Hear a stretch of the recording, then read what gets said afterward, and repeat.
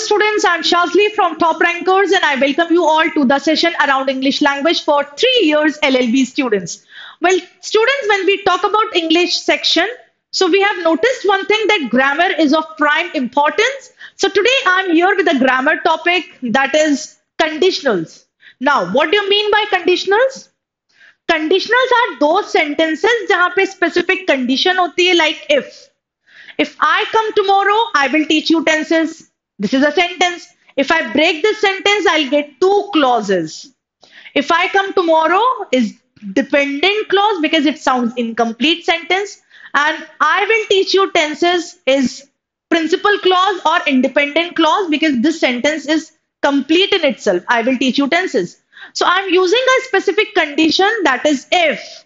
So whenever we come up with some conditions like if, all right, so that's supposed to be a part of conditionals and इसके कुछ specific rules and regulations होते हैं. तो conditions exactly क्या होते हैं? Conditions, whenever you express the condition, there must be some possible result or the consequence around that specific condition. Okay, now let's see. This is a very generic chart for conditional sentences. जैसे कि zero condition होता है जिसमें आप if you hit it melts. इसमें zero condition में आपका हमेशा वर्ब का फर्स्ट फॉर्म आता है. ऑलराइट, वर्ब्स के अलग अलग फॉर्म्स होते हैं. हीट, मेल्ट्स, वर्ब का first form. V1 stands for verb का first form. Now first condition आपकी रियल एंड पॉसिबल कंडीशन होती है जिसमें आपका जो रेन्स, देखिए यहाँ पे if it rains I will stay home. तो यहां पर देखिए कंडीशन थी आपकी इफ. ऑलराइट, रेन्स वर्ब का फर्स्ट फॉर्म, इसका जो रिजल्ट होगा वो विल के साथ आता है. ये रियलिस्टिक कंडीशन और पॉसिबल कंडीशन कहलाती है. Now third condition is unreal और इमेजरी. हाइपोथेटिकल कंडीशन होती है ये जो एक्चुअली नहीं होती बट आप उसको इमेजिन करते हो. जैसे for example, if I were prime minister of India I would approve corruption. तो आई वर, यहाँ पे वर यूज करा है. I am just imagining, I am not prime minister of India but I am imagining. That's an hypothetical condition. Okay, so यहां आप देख सकते हैं hypothetical condition. If I won the lottery I would travel the world. Now third condition जो कि आपकी unreal होती है और पास्ट की कंडीशन होती है. Alright, if she had studied she would have passed. तो यहाँ पे आप देख सकते हैं सेंटेंसेस में वर्ब्स चेंज हो रहे हैं. एंड एट लास्ट आपकी मिक्स कंडीशन होती है. I will not be teaching you mix condition क्योंकि उसमें कोई सेट रूल नहीं होता है. ऑलराइट, अब ये जो मैंने कॉम्प्लिकेटेड एक चार्ट आपको बताया था, I would like to simplify that for you. हम एक लेंथी सेंटेंस को ब्रेक करते हैं स्टूडेंट्स तो हमें कुछ क्लॉजेस मिलते हैं. ओके, अब आप यहां देख सकते हैं कंडीशनल्स. इसमें इफ क्लॉज, एक सेंटेंस को जब ब्रेक करा तो उसमें एक इफ कंडीशन आएगी और एक रिजल्ट क्लॉज जिसमें रिजल्ट की कंडीशन होती है. रिजल्ट कॉन्सिक्वेंस होता है, रिजल्ट आता है. इफ क्लॉज एंड रिजल्ट, ठीक है. Result clause, a part of sentence which depicts result of if condition. अब देखिए यहां पे first condition was zero. Zero condition में दोनों तरफ वर्ब का फर्स्ट फॉर्म आता है. सेकेंड कंडीशन, अब आप ये जीरो कंडीशन को मैं जीरो से ही लिख रही हूं. नाउ फर्स्ट कंडीशन जो कि आपकी रियलिस्टिक कंडीशन होती है, रियल कंडीशन होती है, इसमें आप इफ के साथ वर्ब का फर्स्ट फॉर्म यूज करते हैं. This will result in will के साथ वर्ब का फर्स्ट फॉर्म. नाउ आपकी सेकंड कंडीशन जो होती है वो हाइपोथेटिकल कंडीशन होती है, इमेजिनरी कंडीशन होती है. हमेशा हाइपोथेटिकल कंडीशन आपका पास्ट में आती है वर्ब के सेकंड फॉर्म के साथ. इसका जो रिजल्ट होगा that will come in would के साथ वर्ब का first form. And at last आपकी जो पास्ट कंडीशन होती है जो कि अनरियल भी होती है. ऑलराइट, इसमें हैव इफ के साथ, हैड के साथ वर्ब का थर्ड फॉर्म आता है and this will result in would have के साथ वर्ब का थर्ड फॉर्म. वुड हैव के साथ verb third form is used. The more you study the more you score. यहां पे विल वुड कुछ नहीं है, zero condition. Realistic condition, if I come tomorrow I will teach you tenses. Now second hypothetical condition मतलब imaginary condition, it has got nothing to do with realistic situation. If I came tomorrow, यदि आती, I would bring a chocolate for you. आपके लिए chocolate लाती. ना मैं आई ना मैं चॉकलेट लाई. यदि आती तो लाती. But that is imaginary condition, hypothetical condition. If I had come tomorrow, I would have talked to the management. If I if I had gone there, I would have brought a book for you. All right, ये आपकी third condition है. If I had not argued with my father would have given all his property to me. Third condition का एक funny example. All right, if I had not argued with my father, यदि मैं अपने पापा से argue नहीं कर चुकी होती तो उनकी प्रॉपर्टी मुझे मिल चुकी होती. I would have gotten his property. I would have gotten all his property. अब देखिए students, let's see the questions there based on the conditions. Kindly solve this question.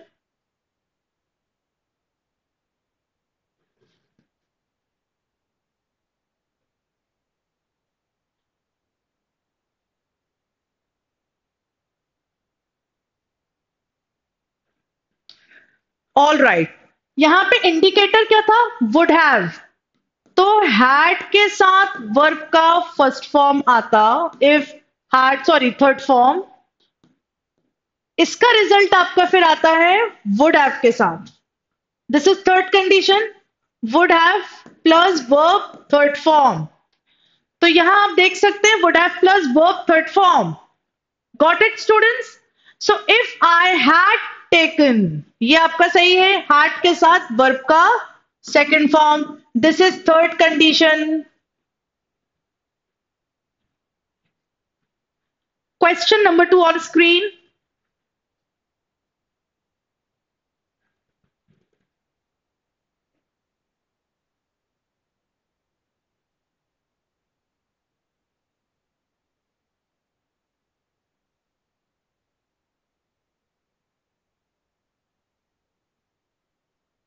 Correct answer choice is came, क्योंकि यहां पे wonder था. Wonder is imaginary statement, hypothetical condition. I wonder, it's not real condition, you just wonder about something. So if he came, hypothetical condition is second condition. Hypothetical condition, second condition में आपका verb का कौन सा form आता है? Second form, past form. This is the second condition.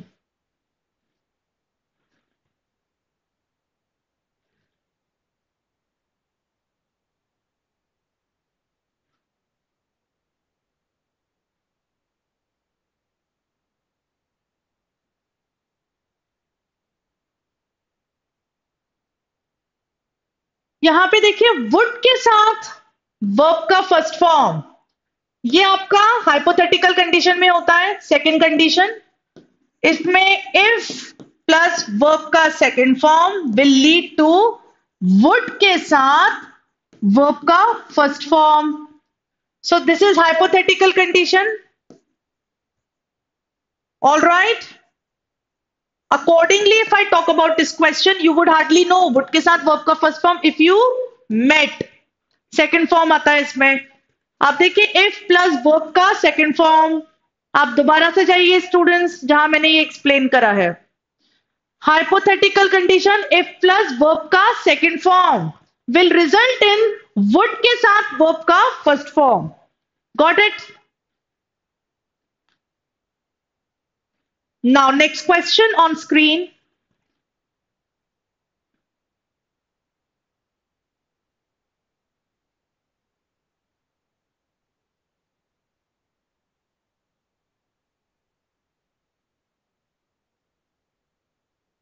यहां पे देखिए वुड हैव डन, तो हैड विश्ड, ये आपका थर्ड कंडीशन थी.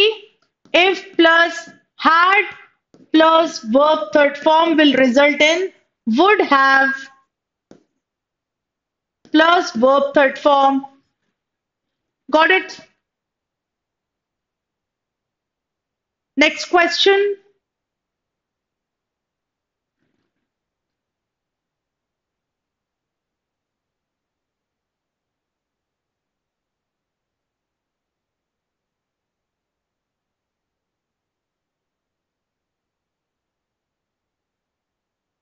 Correct answer choice is were. हालांकि इट के साथ यूजुअली हम वॉज यूज करते हैं, but whenever we think of hypothetical condition we always use were. All right, in wishing sentences also we use were.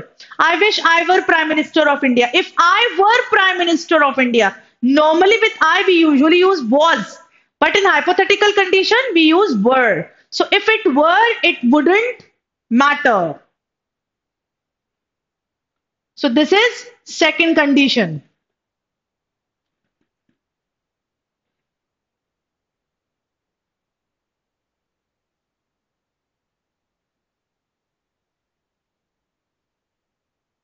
Come on, students.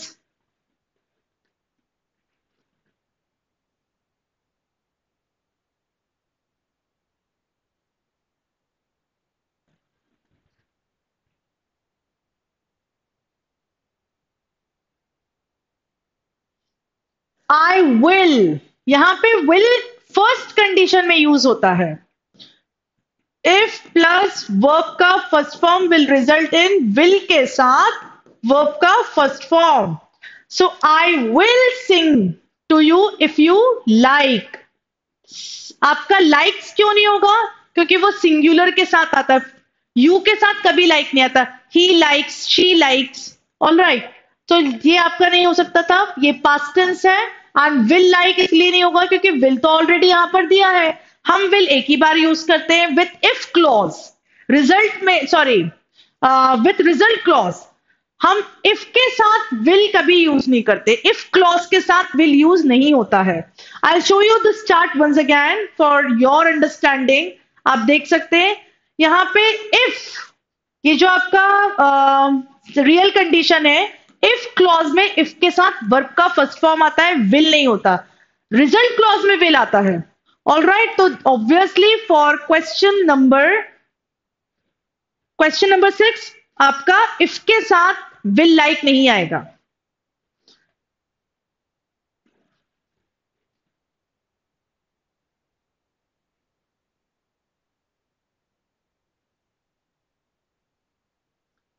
अब आप देख सकते हैं यहां पे यू फियर, ये वर्ब का फर्स्ट फॉर्म है without will, would have. Okay, तो यहां पे आपका ये जीरो कंडीशन हो सकती थी जहां पे दोनों तरफ आपका वर्ब का फर्स्ट फॉर्म होगा। If I fear you, you fear me. All right, तो आप देख सकते हैं वर्ब का first form. Feared past tense नहीं आएगा जीरो कंडीशन में। हैड फियर्ड, हैव फियर्ड नहीं आएगा क्योंकि विल, वुड हैव नहीं है।